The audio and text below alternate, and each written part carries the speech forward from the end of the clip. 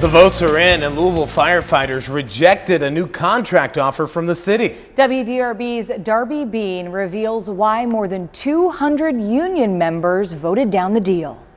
Union President Jeff Taylor says this contract had been in the works about 9 months, but ultimately a majority ended up voting against it. Our membership voted that contract down 51% to 49%.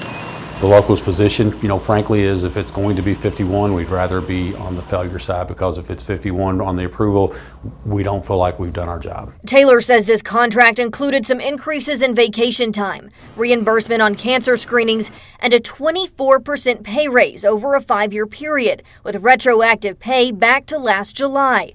But says more than 200 union members voted against the deal. There was just a lot of pushback on a 5-year term.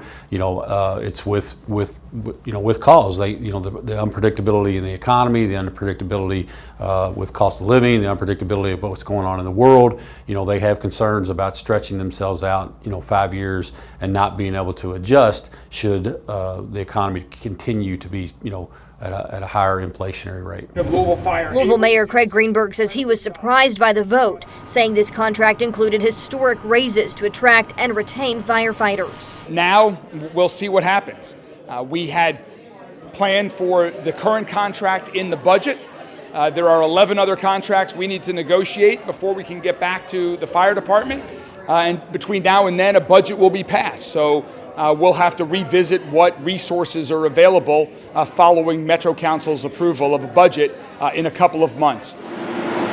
According to Taylor, the most recently approved contract for the majority of Louisville Division of Fire was a 2-year deal that expired nearly a year ago. He says this union membership includes around 500 people. We're accountable to them. It's their vote. They're in charge. So now we have maybe a clearer understanding of what we need to do, which is to work on that 5-year term. I would encourage the union to reconsider this contract. I believe it's in their best interest to approve the contract that they have in front of them right now.